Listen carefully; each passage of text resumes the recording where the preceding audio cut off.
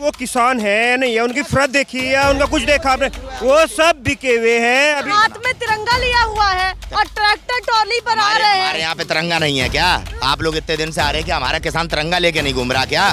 सरकार है वो किसानों को बना के ला रही है, ये सरकार जाने के वो उसे कैसे बना के ला रही है। अडानी और अंबानी उनको चुनावों के समय लड़वाते जरूर होंगे, लेकिन जिताते ये हिंदुस्तान की जनता है। वो सच है जो तिरंगे में लेकर के खड़े हैं और कह रहे हैं कि बिल सही है, बिल सही है, बार-बार कह रहे हैं। कहा रहे हैं, कह रहे हैं बनावटी किराए के बिल सही होता तो हम यहाँ क्यों मरते। नमस्कार, एक बार फिर से आप सभी का स्वागत है। मैं आपके साथ मीरा राजपूत। ये किसान आंदोलन दो रुख में बदल चुका है। एक तरफ ये गाजीपुर बॉर्डर, सिंगू बॉर्डर, टिकरी बॉर्डर, चिल्ला बॉर्डर, दूसरी तरफ वहीं से मेरठ के किसान और कई समिति जो है सरकार के समर्थन में उतर आई है कि ये कानून सही है। अब क्या होने वाला है, क्योंकि फोर्स भी यहाँ पर तैनात हो चुकी है। मोहन नगर, मेरठ रोड हो, ये सभी यहाँ पर मार्च निकाला जा रहा है। मेरठ से गाजियाबाद तक मार्च निकाला गया है। अब क्या होने वाला आगे, क्योंकि ये सभी किसान तो अड़े हुए हैं कि पीछे तो नहीं हटेंगे, पर केंद्र सरकार भी वहीं अड़ी हुई है। अब तीसरा रुख यहाँ पर सामने आ गया है कि कई समिति ऐसी भी हैं जो समर्थन में उतर आई हैं केंद्र सरकार के कानून को लेकर के। शुरुआत आपसे करेंगे, उन किसानों के लिए क्या कहना चाहते हैं? उनको भी तो समझ आ गया है कानून। देखिए, सच और झूठ, आगा और पीछा, देवता और राक्षस ये होते आए हैं, पक्ष होते आए हैं। रात है तो दिन है, दिन है तो रात है। सरकार है वो किसानों को बना के ला रही है, ये सरकार जाने के वो उसे कैसे बना के ला रही है। हम तो यहाँ किसान हैं और अपनी आमादे हैं अपनी बात पे। सरकार अपनी बात छिपाने को, अपना ऐब छिपाने के लिए किराए पे ले आओ, हम किराए की नहीं कह सकते। क्यों? हमारे भाई हैं, वे भी जिन्हें वो भगा के ले आ रहे हैं, वे महक का आ रहे हैं, तो हम उन्हें बिल्कुल नहीं मानते। और जो एक बार सरकार उन्हें ले आकर हम में रला दे तो वही पानी का पानी है, वो तो हम में रल जाएंगे, हमारे यहाँ में रल जाएंगे और सरकार देखती रह जाएगी। अभी तो फिलहाल बहकावे में आ गए ना, जैसा आप कह रहे हैं कि बहका दिया गया। कैसे नहीं, बहकावे में आ ही नहीं सकते वे, ये कितना ही जोर लगा लो, बहकावे में नहीं आ सकते वे किसान है। तो वो सच है जो तिरंगे में लेकर के खड़े हैं और कह रहे हैं कि बिल सही है, बिल सही है, बार-बार कह रहे हैं। कहा रहे हैं, कह रहे हैं बनावटी किराए के बिल सही होता तो हम यहाँ क्यों मरते। वो तो सब खरीद, हम बिल्कुल नकारा मान रहे हैं। नकली किसान है। भाई सुनाओ, हाँ जी। बिल हमारे भैया, बिल हमारे रिएक्शन कर गया बहुत बड़ा। अगर इस बिल को नहीं हटाया गया तो ये किसान झूझ कर मर जाएगा, ये किसान झूझ कर मर जाएगा, झूझ कर। इसे मसनवी बात ना समझे मोदी। और मोदी हमने बनाया है, हम मोदी ने नहीं बनाई। जब तो उन्होंने इतनी सारी बातचीत कर ली, इतनी सारी मीटिंग आपके लिए फिक्स करी है। अरे ना करेगा तो फिर बात कैसे करनी पड़ेगी, सरकार है। आज वास्तविकता बच्चे के मुंह पे देखो, कितने बड़े बुजुर्ग हैं। आज ये वास्तविकता बता रहे हैं मोदी की, वो छोटे 5 साल के बच्चे से ही पूछ लेना जो यहाँ घूमता मिलेगा, वो नरेंद्र मोदी का चरित्र बता रहा है। इससे ज्यादा बदनाम प्रधानमंत्री आज तक भारत में नहीं बना। हाथ में तिरंगा लिया हुआ है और ट्रैक्टर ट्रॉली पर आ रहे हैं। हमारे यहाँ पे तिरंगा नहीं है क्या? आप लोग इतने दिन से आ रहे हैं कि हमारा किसान तिरंगा लेके नहीं घूम रहा क्या? जिस गुरुद्वारे में नरेंद्र मोदी गया है और उसी गुरुद्वारे के सेवकों को खालिस्तानी कहता है, ये चरित्र पहचाने देश अपने प्रधानमंत्री का कि ये कैसा आदमी है। राम के नाम पे हमारा देश बेच दिया। एक बात बताइए आप, एक बात बताइए आप, ऐसा कौन सा कानून है जो न्यायपालिका में नहीं जा सकता? ये बेईमान है, चौकीदार चोर है। इसका प्रमाण है कि तूने ऐसा कानून बनाया कि हम न्यायपालिका में नहीं जा सकते, यानी कि तूने तो हमें वैसे ही दबाव में ले लिया। वो किसान है नहीं है, उनकी फरत देखी है, उनका कुछ देखा आपने? वो सब बिके हुए हैं। अभी रैलियां निकलती है, वे सब आरएसएस वाले हैं या कोई भी मान लो, वे सब बिके हुए 500 रुपए 1000 रुपए वाले टट्टू है वे लोग मतलब आज के भाड़े के टट्टू है वे लोग। कहा जा रहा है कि हिंद मजदूर समिति के लोग हैं और मेरठ के किसान। उनकी वे जिस संगठन से है, पहले आप ये चेक कीजिए वो संगठन कब बना है, कितने दिन पुराना संगठन है वो, पहले ये चेक कीजिए आप, उसके बाद में आप ये सवाल कीजिएगा। ये सरकार का संघ जो किसान का रूप लेके आ रहा है, ये तो यहाँ तक आ गया। और हमारे जो किसान आंदोलन में आ रहे हैं उन्हें आप जगह जगह पर रोक के प्रताड़ित कर रहे हैं।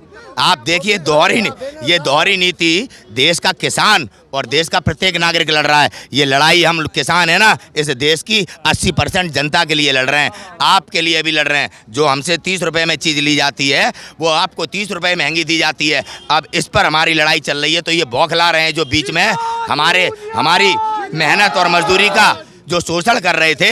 अब ये लोग, अब इनका जब खुलासा हो गया है, अब ये घबरा रहे हैं। अगर इनको उद्योगपति का कोई बिल लेके आना है, उद्योगपति को कोई कुछ भी काम करना है, तो ये लोग उद्योगपति के साथ में बैठ के मीटिंग करते हैं। उसके बाद में कोई बिल या कानून पास होता है। तो इस गवर्नमेंट ने, इंडिया की जो गवर्नमेंट है, उसने किस किसान संगठन के साथ में बैठ के मीटिंग की, बिल लिया, और वो भी बिल कोरोना काल में लेके आया। कोरोना काल में लेके आए बिल को। अगर वे इस बिल को अब लेके आते ना, अब उनको पता चलता कि बिल कैसे आता है। क्योंकि कोरोना काल में सभी लोग कोरोना से डरे हुए, सभी किसान भाई, सभी लोग अपने घरों में हुए थे। ठीक है कि कोई किसी को घर से बाहर नहीं निकलना है, किसी को कुछ नहीं करना है।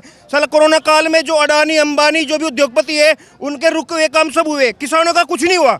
उस टाइम पे भी किसान अगर ना होता, इस देश की जनता भूखी मरती, उस देश की जनता भूखी मरती। ठीक है, अरे रुको, ये 1 लाख आदमी की मीटिंग बसली करी बिहार में, तब कोरोना नहीं था। अगर कहीं पे चुनाव तब क्यों कोरोना नहीं था? हैं? वे चुनाव जीतते ही कोरोना आ गया। मेरे भाई से बात करो। अगर कहीं पे चुनाव होता है, एक सेकंड बात तो रखने दो। होता है तो वहाँ पे कोरोना चला जाता है। अगर कहीं पे भी चुनाव होगा, कोरोना चला जाएगा। या बीजेपी की रैली होता है तो कोरोना चला जाएगा। ठीक है, अगर इंडिया के अंदर आज के डेट में ऐसा काम हो चुका है कि अगर बीजेपी जो करे या इंडिया की जो गवर्नमेंट है वो जो करे वो सही है, बाकी और कोई आम जनता या आम पब्लिक उसको बोलने का भी अधिकार नहीं रहा है आज की डेट में। इतने यहाँ मोदी ना आवेगा और हाल लाभ ना बतावेगा, इतने चाहे हमारे कानूनों के बारे में जानकारी नहीं, पता ही नहीं लगता। इतने हम बेटी चाहे यहाँ मर जाएं, हम यहाँ से हटेंगे नहीं, चाहे बिल्कुल नहीं हटेंगे, बिल्कुल नहीं होने वाले। इंडिया गवर्नमेंट, बीजेपी गवर्नमेंट को यहाँ पे आके जो ये चौपाल जगह जगह लगा रहे हैं, मेरठ में लगा रहे हैं या कहीं पे भी लगा रहे हैं, चौपाल लगाने में भी भारत का ही खर्चा होता है, सब चीजें। अगर ये एक बार जहाँ पे बॉर्डर पे किसान है, कुछ नहीं कर रहे, आके बीचों बीच आके अपने चौपाल लगाए, हम लोग चौपाल तैयार करा के दे देंगे। ठीक है, बीचों बीच आए और वार्ता के लिए बैठे। ठीक है, फेस टू फेस सब लाइव रहे, मीडिया लाइव प्रसारण करे, अपना सब पूरे देश की जनता देखेगी, सब देखेगी। जो हम लोगों के सवाल है उनका जवाब दे दे एक बार। हम लोगों को तो ये बता दे कि इसमें फायदा क्या है, इस चीज से हमें क्या क्या फायदा मिलने वाला है, इस चीज से हमें क्या क्या फायदा मिलने। मोदी अपने मन की बात करता है कि मन की बात दुनिया की सुनता है। सुननी भी पड़ेगी।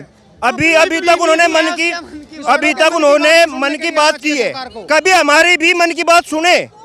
इसलिए नहीं था कि वो उनकी, हमने मोदी जी को इसलिए नहीं जिताया था, ये हिंदुस्तान की जनता ने मोदी जी को इसलिए नहीं जिताया था कि उनके मन की बातें सुननी है। ठीक है ना, काम की बातें करेंगे, देशवासियों की बात करेंगे, तब हम उनका समर्थन करेंगे। इतने दिनों से ये अन्नदाता यहाँ पे भूखा प्यासा बेहाल इतनी सर्दी में यहाँ पे पड़ा है, सरकारों को दिखाई नहीं दे रहा है। मोदी जी को एक चीज जरूर समझनी चाहिए कि बेशक अडानी और अंबानी उनको चुनावों के समय लड़वाते जरूर होंगे, लेकिन जिताते ये हिंदुस्तान की जनता है। क्यों इतना शोषण, इतना दमन किया जा रहा है? आप एक बात बताइए मैडम, पहले इन्होंने एक एक करके हर चीज़ प्राइवेट कर दी, BSNL हो, रेल हो, एयरपोर्ट्स हो, बैंक्स हो, बैंकों के मर्जर कर दिए। क्या अब देशवासियों के निवालों को भी प्राइवेट हाथों में देना है? ये दमन नहीं है तो और क्या है?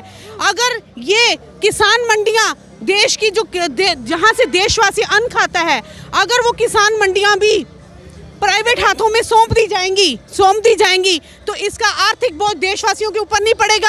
वहाँ महंगाई बढ़ेगी, वहाँ पे एक तरह की शोषण बढ़ेगा कि मुझे तो इसी रेट पे अब ये अनाज बेचना है। दुख तो इस बात का है कि वहाँ पर वॉशिंग मशीन है, वहाँ पर स्पा की मशीन है, वहाँ रोटी की मशीनें हैं। ये दुख है। मतलब अभी भी अगर अन्नदाता ने अपने नाम को सार्थक किया है, अन्नदाता हजारों साल से देश का जो है पेट पालता आ रहा है। आज इस आंदोलन में आके देखिए आप, कोई भी समर्थक हो, चाहे कोई भी आ रहा हो, यहाँ पे किसी को भूखे पेट नहीं यहाँ से अन्नदाता जाने दे रहा है।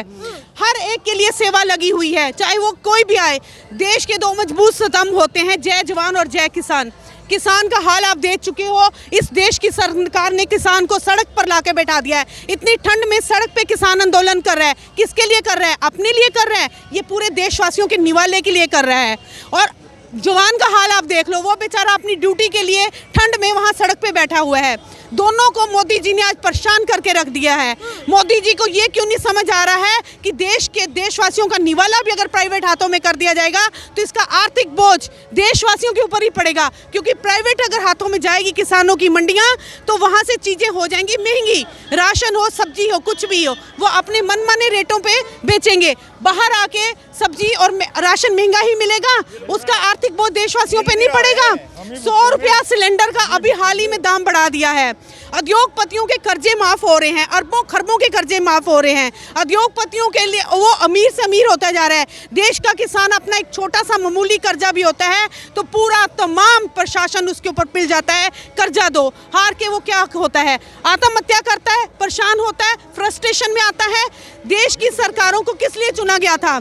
लोकतंत्र की प्रक्रिया किस लिए होता है? लोकतंत्र हमारा लोकतंत्र वो सरकार, सारा सरकारी अमला, वो सारा सरकारी शासनिक और प्रशासनिक अमला जो देशवासियों की सुविधा के लिए बनाया जाता है, देशवासियों के हितों के लिए और उनकी सुरक्षा के लिए बनाया जाता है, आज उसका सबसे ज्यादा शोषण देशवासियों के लिए किया जा रहा है। ये दमन नहीं है तो और क्या?